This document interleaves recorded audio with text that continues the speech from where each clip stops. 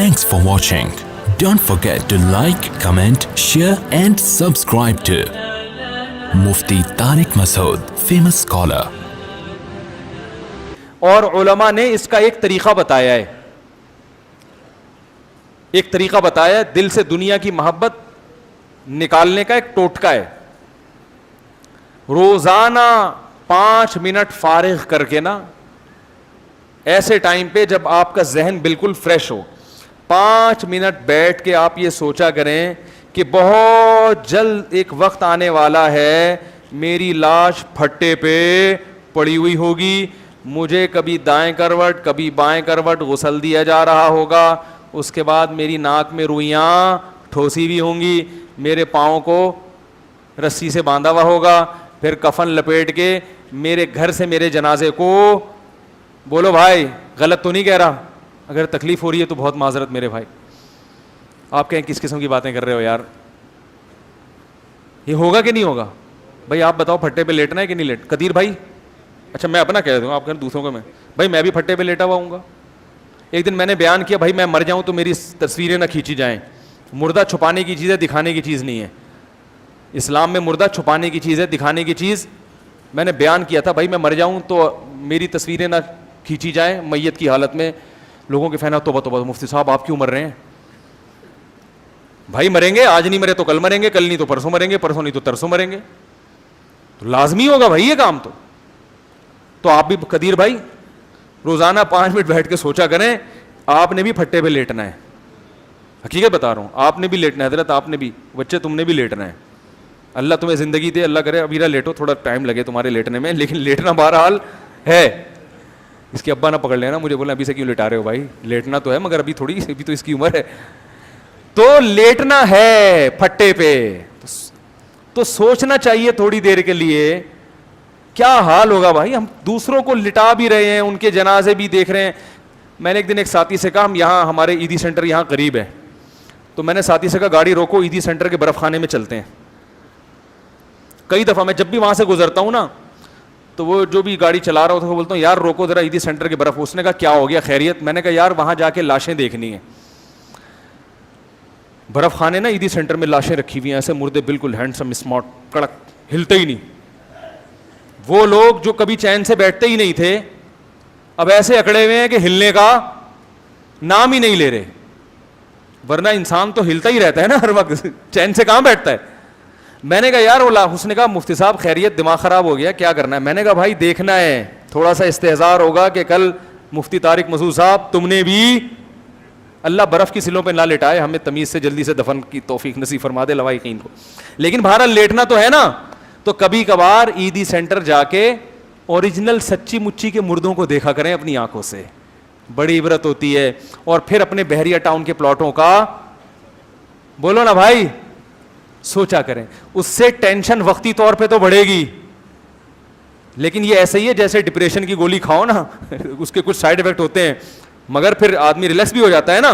تو یہ ڈپریشن کی ایسی ٹینشن ہے, ایسی گولی ہے کہ وقتی طور پر تو آپ کی ڈپریشن کو بڑھائے گی مگر ہمیشہ کا سکون عطا کر دے گی یہ چیز. آپ بولو گے یار کوئی بات نہیں ہے یار, جاب لیس ہوں تو کیا ہو گیا, ان سے تو پھر بھی اچھا ہوں نا, یہ تو لیٹے ہوئے ہیں فٹ پاتھ پہ, میں آرام سے سو تو جاتا ہوں. فٹ پاتھ پہ میں نے کسی کو نہیں دیکھا کہ جو سو نہ رہا ہو رات کے وقت. نرم گدوں پہ ایئر کنڈیشن روم میں تو بہت سے ایسے لوگ دیکھے ہیں جن کو نیند نہیں آتی پوری پوری رات.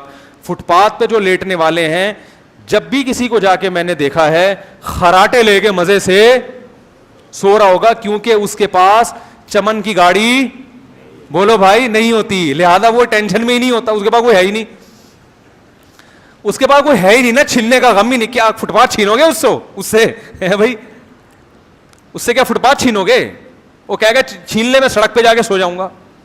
سونے کے لیے تو کہیں بھی آدمی جا کے سو جائے, تو وہ بڑی سب سے زیادہ مزے کی زندگی. چھوڑیں ابھی زیادہ پھر وہ بات, وقت ختم ہو رہا ہے. تو کبھی کبھار قبرستان تو جایا کریں, لیکن عیدی سینٹر کے مردہ خانے کا چکر بھی لگا لیا کریں, اور کبھی بیگم کو بھی لے جائیں.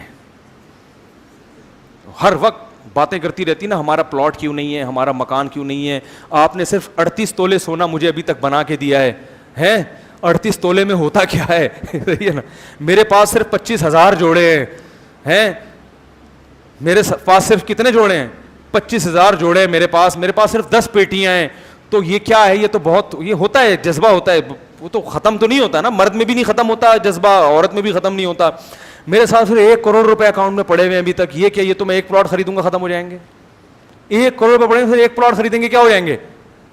یہ تو کچھ ہے ہی نہیں, تو 1 پلاٹ کے پیسے رکھے ہوئے میرے پاس. یہی سوچ کے کیا ہو رہا ہے, پاگل ہو رہا ہے انسان. تو جائیں ذرا مردہ خانے میں جا کے ان مردوں کی حالت دیکھا کریں, پھر ان سے انٹرویو لیں, ان سے پوچھیں بھائی بتاؤ کتنے پیسے ہیں تمہارے پاس. کوئی مردہ کہے گا میرے 2 پلاٹ ہیں بحریہ ٹاؤن میں, لیکن میں گزر رہا تھا, ایک ٹرک مار کے چلا گیا. وہ سارے ایسے ہی پڑے ہوئے ہوتے ہیں لاوارث, ان کے کوئی جیب سے کوئی شناختی کارڈ نہیں نکلا ہوا ہوتا. اس لیے بھائی ہر وقت شناختی کارڈ جیب میں رکھے, کیونکہ ٹرک والا تو اسٹیکر بنا کے چلا جائے گا آپ کا. آپ تو اسٹیکر بن جاؤ گے, کوئی شناخت نہیں ہوگی, لیکن شناختی کارڈ سے بہرحال انسان پکڑا جاتا ہے, صحیح ہے نا. تو لواحقین کو مشکل نہیں ہوگی. تو آپ ان سے جا کے انٹرویو لیں, ان سے پوچھیں بھائی کیا ہوا تھا, کتنے پلاٹ ہیں, کسی کے 10 ہوں گے, کسی کے 20 ہوں گے, کسی کو کیا ہوگا. کوئی غریب بھی ہوگا, کوئی رکشے والا بھی ہوگا, کوئی ٹیکسی والا بھی ہوگا, اس کو اپنے رکشے پہ بڑا فخر ہوگا, اس کو اپنی ٹیکسی پہ فخر ہوگا کہ آخری قسط تھی وہ بھی الحمدللہ پوری ہو گئی, اب یہ ٹیکسی میری ہو گئی ہے.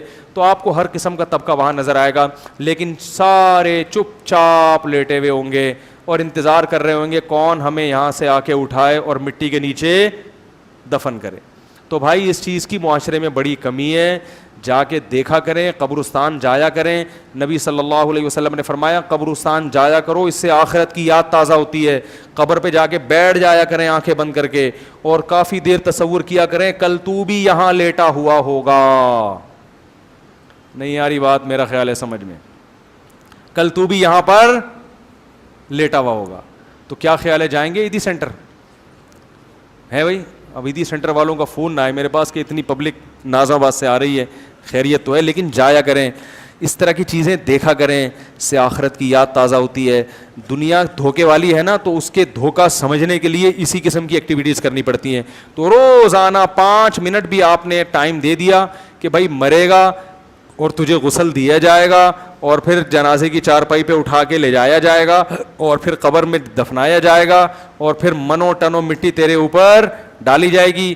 3-4 دن تک لواحقین روتے رہیں گے, ہائے منع کے ابا دنیا سے چلے گئے, بڑے اچھے تھے, جب بھی ابو گھر میں آتے تھے کچھ نہ کچھ فروٹ, اچھے ابوؤں کی بات کر رہا ہوں, کچھ نہ کچھ فروٹ لے کر آیا کرتے تھے, اور ٹھیک ہے کبھی کبھار غصہ ہو جایا کرتے تھے, لیکن بڑے اچھے تھے, بہت اچھے تھے, بہت اچھے تھے. 3-4 دن کے بعد آپ کی اولاد ویلیاں لگا رہی ہوگی. میں نے دیکھا ہے ایک نوجوان آیا, میرے ابا مر گئے, ہائے میں ایسا پریشان, اتنا غم. 4 دن میں نے دیکھا ایک ٹائر پہ وہ چلا رہا ہے بائک. 3-4 دن سے زیادہ غم بولو بھائی نہیں, ختم. تو یہ ہوتا ہے حساب کتاب. خواتین میاں سے وعدے کرتی ہیں آپ مر گئے میں شادی نہیں کروں گی, شادی نہیں کروں گی, مجھے آپ جیسا تو مل ہی نہیں سکتا.